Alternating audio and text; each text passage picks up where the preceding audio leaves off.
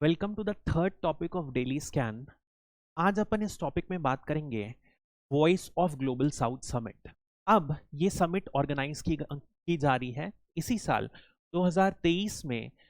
Second time ये organise करी जा रही है। इंडिया में ऑर्गेनाइज की गई थी पहले भी और अभी भी। 2023 के ही जनवरी मंथ में वर्चुअली ये ऑर्गेनाइज की गई थी पहले, और अभी ये फिर से ministry of external affairs organise कर रहा है। अब इसका मेन एम क्या है, यदि आप देखोगे तो द फर्स्ट समिट जो हुई थी वो G20 जब इंडिया ऑर्गेनाइज किया था उसके पहले थी, और the second one is being held after G20। Basically सारे के सारे इनपुट्स लेने के लिए कि ग्लोबल साउथ की क्या मेजर प्रॉब्लम्स हैं, कैसे ग्लोबल साउथ को इंडिया हेल्प कर सकता है, कैसे global south can present a unanimous opinion जो उनको बेनिफिट करे इन द G20 प्रेसिडेंसी, क्योंकि इंडिया उसका चेयरमैन था। एक व्यू लेने के लिए यहां पर समिट ऑर्गेनाइज की गई थी। और अब बेसिकली आफ्टर G20 की प्रेसिडेंसी जो मीटिंग हो गई है उसके बाद इंडिया फिर से ग्लोबल साउथ की समिट ऑर्गेनाइज करा। इस बार क्या क्या इनिशिएटिव्स G20 में ली गई उनको कन्वे करेगा G77 कंट्रीज को या ग्लोबल साउथ को, और अपन देखेंगे कि कैसे ये इंडिया की इनिशिएटिव्स हेल्प कर सकती हैं। तो this is a basic agenda of this meeting. अब हालांकि इस वीडियो में मीटिंग के बारे में अपन बहुत ज्यादा बात नहीं करेंगे। We will be talking what is exactly the term global south. इसमें बहुत कंफ्यूजन रहता है, इसी से एक एसोसिएटेड टर्म रहता है ग्लोबल नॉर्थ, वो आप देखोगे यूज नहीं होता है। In fact G7 countries particularly careful रहती हैं कि ग्लोबल नॉर्थ ना यूज किया जाए। उनके जो जॉइंट स्टेटमेंट है आप कभी भी देखोगे ग्लोबल नॉर्थ नहीं यूज किया जाता है, ठीक है। ऐसा ही सिमिलर केवल ये टर्म नहीं है, इसके पहले भी बहुत सारे टर्म्स यूज हुए थे। अपन सारे टर्म्स को देखेंगे इस वीडियो में, और क्या लिमिटेशंस हैं इन टर्म्स की, क्या ये टर्म्स को यूज करना चाहिए, and how did the evolution of all this terms finally led to the term known as global south.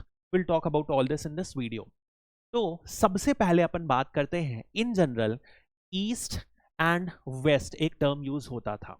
तो यदि आप मैप देखोगे तो सारे के सारे कॉलोनियल पावर्स जो थे वो वेस्ट में थे, पर्टिकुलरली वेस्टर्न यूरोपियन पावर्स थे कॉलोनियल पावर्स, और उनके टर्म में जितने भी जो कंट्रीज कॉलोनाइज हुई थी वो ईस्ट में थे। तो दिस वाज द बेसिस जहां पर ईस्ट वेस्ट क्राइटेरिया को डिफाइन किया गया। इसी में यदि आप देखोगे इसी माइंडसेट से मिडिल ईस्ट रीनेम किया गया था, जो particularly north Africa, gulf countries and a little part of central Asia के वेस्टर्न पार्ट को मिडिल ईस्ट कहते हैं। तो क्योंकि वो बिल्कुल हल्का सा ईस्ट है, यदि आप यूरोप को सेंटर मानोगे तो it is at the centre, इसलिए मिडिल ईस्ट बोला गया। और यहीं पर यदि आप फार ईस्ट देखोगे तो far east are the countries like Japan and के आसपास की, तो वो हो जाएगा फार ईस्ट। तो ये कौन से कॉन्सेंट्रिक है, these are European concentric. European को माइंड में रखते हुए ये ईस्ट और वेस्ट की डिफ्रेंसिएशन किया गया। अब यदि आप देखोगे the basic criteria was western countries मतलब कि इकोनॉमिकली डेवलप्ड और लोग ज्यादा यहाँ के प्रॉस्पेरस हैं, और ईस्टर्न कंट्रीज जस्ट उल्टा होगा, जो वेस्टर्न कंट्रीज की तरफ एस्पायर कर रही हैं, ट्रांजिशन कर रही हैं, ये इनका बेसिक एजेंडा रहेगा। That is the meaning of east and west. सबसे पहले इसको यूज किया गया था। फिर तो यदि आप इस मैप को देखेंगे तो these are the major colonial powers. सबसे पहले ये स्टार्ट हुआ था 1600s, और उसके पहले 1600s के बाद यदि अपन देखें तो ये सारी कंट्रीज कॉलोनाइज नहीं हुई थी। दिस ऑल बिकेम, एक्चुअली इसको भी कई लोग ईस्ट में रखते हैं, बट देयर इज अलग अलग लोगों की क्लासिफिकेशन में रहता है तो डिफरेंस रहता है। Normally this portion is North America, Europe including Russia को वेस्ट माना जाता है, other all this countries are known as south except Australia and New Zealand, ठीक है। तो ये डिफरेंशिएशन है। अब इस टर्मिनोलॉजी में भी कई सारी प्रॉब्लम्स हैं, जैसे कि एक प्रॉब्लम अभी अपन ने एनकाउंटर किया, ये देखो ये वेस्टर्न हेमिस्फीयर में है, बट साउथ अमेरिका भी कॉलोनाइज हुई थी। पोर्चुगीज और द वन जिन्होंने सबसे ज्यादा इसको कॉलोनाइज किया। अब इसलिए एक दूसरी टर्मिनोलॉजी स्टार्ट हुई थी, ये स्टार्ट हुई थी after the second world war, ठीक है। अब सेकेंड वर्ल्ड वॉर के बाद क्या हुआ था, कोल्ड वॉर हुआ। कोल्ड वॉर में दो ब्लॉक्स बन चुके थे। एक था block United states of America का, दूसरा था यूएसएसआर सोवियत यूनियन का ब्लॉक था, और तीसरा ब्लॉक था नाम का वो सारी कंट्रीज जो either of the two blocks को नहीं ज्वाइन करी। This was the idea of the this was the division during the cold war. अब इसी के अकॉर्डिंग एक नया क्लासिफिकेशन बनाया गया, first world country, second world countries and the third world countries. तो फर्स्ट वर्ल्ड कंट्रीज वो थी जो कैपिटलिस्ट वर्ल्ड को सपोर्ट करती थी, they were supporters of USA. Second world, they were supporter of USSR, and the third world were the countries जो नाम या किसी भी first and second USA and USSR को सपोर्ट नहीं कर रही थी। That was a basic.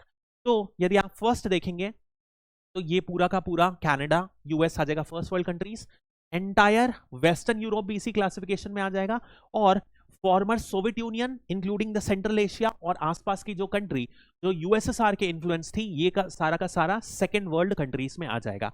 And you see that India के द्वारा उधर यूगोस्लाविया और अदर कंट्रीज के द्वारा जो नाम बनाया था, ये सारी की सारी कंट्रीज जो हैं कहां आ गई, थर्ड वर्ल्ड कंट्रीज। ये क्लासिफिकेशन को बहुत जगह यूज किया जाता है, तो just keep this in your mind. अब लेकिन अब आप इस बात को फिर से समझो कि 1990s के बाद क्या हुआ, यूएसएसआर का डिसइंटीग्रेशन हो गया, कोल्ड वॉर खत्म हो गया, तो क्या ये क्लासिफिकेशन का कुछ रेलेवेंस रहा? ये बन गया outdated. Therefore this classification was कोई रेलेवेंट नहीं रहा। ठीक है, अब इसी से रिलेटेड एक तीसरा क्लासिफिकेशन आता है जो वर्ल्ड प्रोडक्शन सिस्टम के बेसिस में दिया गया था। Now this classification was given by a sociologist known as Immanuel Wallerstein in 1970s। अब इस क्लासिफिकेशन में क्या हुआ, कंट्रीज को तीन पार्ट में डिवाइड किया गया। सबसे पहले एक पार्ट है कोर, दूसरा है सेमी पेरिफेरी एंड चौथा है पेरिफेरी। सिंपल सी बात है, कोर ऐसा पार्ट है जो सबसे ज्यादा प्रोडक्टिव है। इसे नॉर्मली आप मैन्युफैक्चरिंग या हायर एंड सर्विस के सेंस से इंटरप्रेट कीजिएगा। तो होगा क्या, the core will bring in labour raw materials from semi periphery and periphery. इन दोनों से कोर अपने तरफ लेबर और रॉ मटेरियल्स लेगा, कोर में प्रोसेस होगा और फाइनली मार्केट में इन्हीं जगह सेमी पेरिफेरी और पेरिफेरी में होता है at a much higher rate. तो huge profit is garnered by core area. अब यदि सेमी पेरिफेरी को देखें तो इसका वैल्यू चेन में थोड़ा सा योगदान है, तो इनमें थोड़ा सा प्रॉफिट है। ये वो एरियाज हैं जहां पर हो सकता है इंफ्रास्ट्रक्चर थोड़ा सा ज्यादा डेवलप्ड हो, जहां लेबर हो या स्लाइट प्रोग्रेसिव नॉर्म्स हो। ठीक है, जैसे आज के टाइम पे देखा जाए तो इंडिया, चाइना सेमी पेरिफेरी में आएंगे, लेकिन पेरिफेरी बिल्कुल ही पुअर कंट्रीज हैं, जैसे कि अफ्रीकन कंट्रीज हो गई, जो केवल और केवल रॉ मटेरियल और लेबर कंट्रीब्यूट करते हैं, सबसे ज्यादा एक्सप्लॉइटेड। इनका जो पैसा मिलता है वैल्यू चेन से वो बहुत ज्यादा लिमिटेड मिलता है। अब इसी क्लासिफिकेशन पे आप समझेंगे तो कैन यू अंडरस्टैंड दैट जितने भी डेवलप्ड कंट्रीज होंगी, चाहे वो एंग्लो अमेरिका हो मतलब कि यूएस और कनाडा, वेस्टर्न यूरोप होंगी, वो सारी की सारी कोर एरियाज बनेंगी। इनके आसपास और China, India, Russia, can you see that gulf countries, Brazil, Argentina जो स्लाइटली डेवलप्ड हैं, they will become the semi periphery, और बाकी पिछड़े हुए वर्ग जो सारे के सारे बन जाएंगे periphery. Can you see that all of Africa except South Africa, most of the Latin America and can you see that Pacific, और ये ब्रूने एंड अदर, ये कुछ एरियाज आज की डेट में हो सकता है ये क्लासिफिकेशन में आ जाए सेमी पेरिफेरी एरियाज में। ठीक है, तो this is what the classification is about. अब फिर से अपन देखें तो ये अपन देख लिए पोस्ट कोल्ड वॉर में क्या हुआ, first world, second world, third world की जरूरत नहीं रही। और आप समझो थर्ड ग्रेड होता है ना, वैसे ही थर्ड वर्ल्ड, मतलब this is a derogatory term, तो इसे लोग अप्रिशिएट नहीं कर रहे थे। एक रीजन ये भी था, कोल्ड वॉर खत्म हो गया तो भी इसकी रिक्वायरमेंट नहीं थी। आप देखोगे जो अभी क्लासिफिकेशन अपन ने देखा इकोनॉमी के बेसिस में, उसमें क्या दिक्कत आई कि वो बेसिकली प्रोडक्शन के बेसिस में है, मतलब कि मैन्युफैक्चरिंग या industrial revolution is the key. क्या manufacturing is the only way आज के टाइम पे? नहीं, इसलिए वो क्लासिफिकेशन भी आउटडेटेड हो गया। इनफैक्ट यदि आप देखोगे ईस्ट वेस्ट में भी फंडामेंटली अपन ने देखा यूरोपियन सेंट्रिक है तो प्रॉब्लम है। अब इसी वजह से यदि आप कोई भी क्लासिफिकेशन को देखोगे तो एक सिंपल सी बात है, जैसे आप बोल रहे हो ईस्ट या वेस्ट, तो ईस्ट में जो बेसिकली इन्होंने लोअर कंट्रीज लिया, यहां पर एक चाइना भी आता है, इंडिया भी आता है, और एक बहुत ही लेट्स से अफ्रीका की छोटी कंट्री नाइजेरिया या डेमोक्रेटिक रिपब्लिक ऑफ कॉन्गो या सूडान भी आता है। अब आप समझ रहे हो चाइना का जो पर कैपिटा इनकम है वो $12,000 को भी एक्सीड कर चुका है, ठीक है, इनका 12K से ज्यादा है साल का, ये वालों का $500 है। तो क्या ये दोनों को कंपेयर करना सही रहेगा, एक ग्रुप में रखना सही रहेगा? नहीं रहेगा। तो इन क्लासिफिकेशन की एक सबसे बड़ी प्रॉब्लम ये है कि ये बहुत ही जनरलाइज्ड क्लासिफिकेशन है और बहुत वैरिड कंट्री को एक ही बॉक्स में रख देते हैं, ये एक मेजर डिसएडवांटेज है।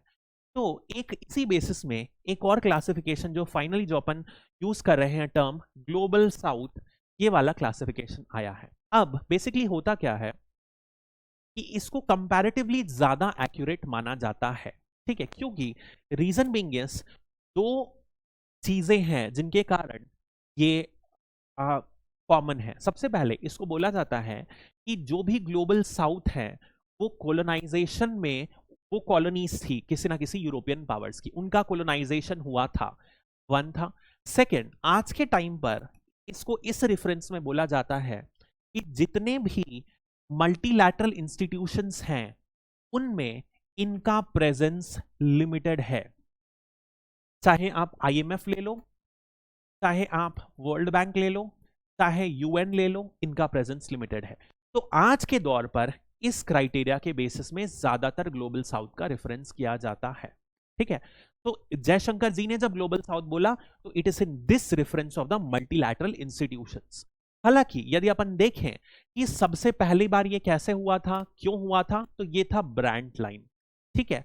ये एक फॉर्मर जर्मन चांसलर थे, उनके नाम पर ये दिया गया था, विली ब्रांड, ठीक है, और इन्होंने पर कैपिटा इनकम के बेसिस में इसे डिफाइन किया था। That is what led to this division. तो यदि आप देखोगे तो ये एक लाइन थी, इस लाइन के ऊपर जितनी भी कंट्रीज हैं वो ग्लोबल नॉर्थ हैं और इसके नीचे जो है वो ग्लोबल साउथ है। So for example you can see that ये लाइन मेक्सिको से पास होती है, फिर ये जाते जाते अफ्रीका के ऊपर से पास होती है, इंडिया के फिर ऊपर से पास होती है, चाइना भी ग्लोबल साउथ में आ जाएगा, एंड देन ये आधा आड़ा टेढ़ा करते हुए न्यूजीलैंड और ऑस्ट्रेलिया को ग्लोबल नॉर्थ में रखते हुए इस तरीके का डिविजन करता है। This is a line. अब लोगों का ये कहना है कि ये जो लाइन है ये ज्योग्राफिकल डिस्ट्रीब्यूशन को नहीं दिखाता है, ये कंट्रीज बहुत वैरिड हैं। तो this is a term which denotes more than geography, geopolitical, historical and developmental concept. इसीलिए प्योर ज्योग्राफी डिफाइन नहीं जाता है। इसलिए यदि आप ग्लोबली इस टर्म को देखोगे, साउथ को, ग्लोबल साउथ को, तो बहुत लोग अलग अलग डेफिनेशन देते हैं, चाहे कई लोग ज्योग्राफिकल इंटरप्रिटेशन लेते हैं या इस तरीके की अलग अलग इंटरप्रिटेशन लेते हैं। नॉर्मली इसे पर कैपिटा जीडीपी के टर्म्स में जर्मन चांसलर ने डिफाइन किया था, ठीक है, दैट इज व्हाट। अब यदि अपन इसे यूएन के टर्म्स में देखें तो यूएन सिंपली ग्लोबल साउथ मतलब कि डेवलपिंग कंट्रीज को रिफर करता है, और इनफैक्ट यूएन में एक ग्रुप है G77 जो सारी डेवलपिंग कंट्रीज का है। इनिशियली जब फॉर्म हुआ था तब 77 कंट्रीज का था, आज की डेट में इसमें 130 प्लस कंट्रीज हैं। तो इन कंट्रीज को ब्रॉडली रिफर करता है और ग्लोबल साउथ बोलता है, ठीक है, अलग अलग डेफिनेशन के तौर पर रहेगा। अब यही बात अपन पहले भी कर चुके हैं कि यहां पर भी एक ब्रॉड जनरलाइजेशन है, जैसे कि चाइना बहुत बड़ी इकोनॉमी है और इसी में अपन देखें बहुत छोटी छोटी अफ्रीकन कंट्रीज आ जाएंगी, पैसिफिक की कंट्रीज आ जाएंगी, तो अपन इन दोनों को, चाइना और छोटी पैसिफिक कंट्री को एक ही ब्रैकेट में रख रहे हैं। तो broad generalization is broad and this is a problem. तो this is all about global south and the associated terms, prelims में और कभी हो सकता है मेंस में भी काम आ जाए। That's all for this topic. Thank you, have a nice day.